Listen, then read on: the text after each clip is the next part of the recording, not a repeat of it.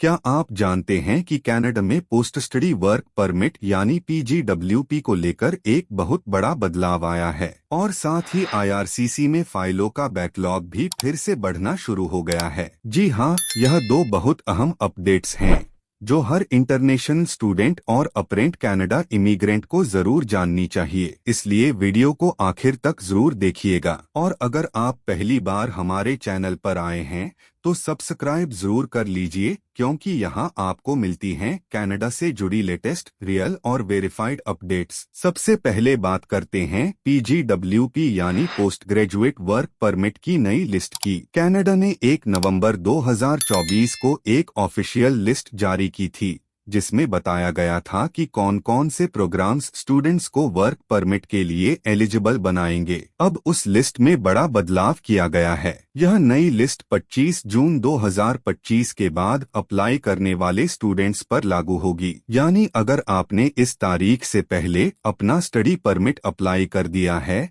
तो आपके लिए पुरानी शर्तें ही लागू होंगी। अब जानते हैं इस अपडेट में बदलाव क्या क्या हुए हैं। कुल अब 920 प्रोग्राम्स ऐसे हैं जो PGWP के लिए एलिजिबल माने जाएंगे। इनमें से 119 नए प्रोग्राम्स को शामिल किया गया है, जबकि 178 पुराने प्रोग्राम्स को हटाया गया है क्योंकि वो अब इन डिमांड नहीं माने जा रहे। खास बात ये है कि ट्रांसपोर्टेशन से जुड़ी सारी कैटेगरीज को हटा दिया गया है। एग्रीकल्चर सेक्टर में सिर्फ एक ही प्रोग्राम अब एलिजिबल रह गया है। वहीं हेल्थ केयर, एजुकेशन और स्किल्ड ट्रेड्स जैसे फील्ड्स से जुड़े नए प्रोग्राम्स को जोड़ा गया है। कनाडा सरकार की पॉलिसी अब इस बात पर फोकस कर रही है कि जो इंडस्ट्रीज डिमांड में हैं, सिर्फ उन्हीं के प्रोग्राम्स को PGWP में जगह दी जाए। यह लिस्ट समय समय पर अपडेट होती रहेगी, इसलिए अगर आप कोई नया प्रोग्राम सेलेक्ट करने जा रहे हैं तो यह चेक करना बहुत जरूरी है कि वह प्रोग्राम PGWP लिस्ट में शामिल है या नहीं। अब सबसे जरूरी सवाल, ये नई लिस्ट किन स्टूडेंट्स पर लागू नहीं होती। अगर आप बैचलर्स या मास्टर्स डिग्री कर रहे हैं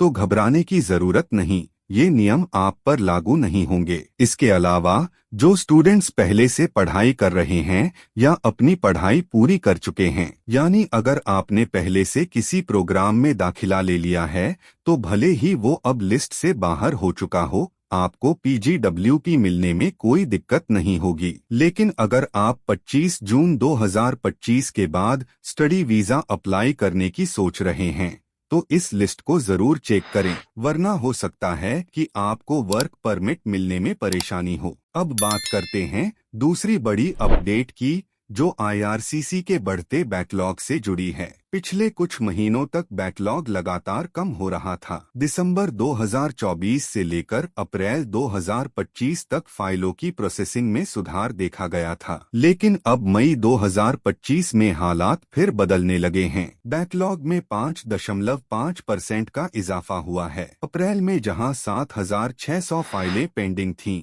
वहीं मई में ये संख्या बढ़कर 8,200 तक पहुंच गई है। IRCC के पास कुल 21 लाख से ज्यादा एप्लीकेशन फाइल्स थीं, जिनमें से 13 लाख को सर्विस स्टैंडर्ड टाइम में प्रोसेस किया जा चुका है। लेकिन जो फाइल्स तय समय सीमा से बाहर जाती हैं, वही बैकलॉग कहलाती हैं। इसका सीधा असर आपके वीजा रिजल्ट और प्रोसेसिंग टाइमलाइन पर पड़ सकता है। जैसे जैसे बैकलॉग बढ़ेगा वैसे वैसे प्रोसेसिंग टाइम भी लंबा होता जाएगा। तो दोस्तों, ये थी कनाडा से जुड़ी दो बहुत ही जरूरी अपडेट्स। नंबर 1, PGWP के लिए नई एलिजिबिलिटी लिस्ट, जिसमें अब 920 प्रोग्राम्स शामिल हैं और कई पुराने प्रोग्राम्स हटा दिए गए हैं। नंबर 2, IRCC का बैकलॉग एक बार फिर से बढ़ने लगा है, जो वीजा प्रोसेसिंग टाइम पर असर डाल सकता है। अगर आप स्टडी वीजा अप्लाई करने की सोच रहे हैं तो लिस्ट जरूर चेक करें, और अगर आपको गाइडेंस की जरूरत है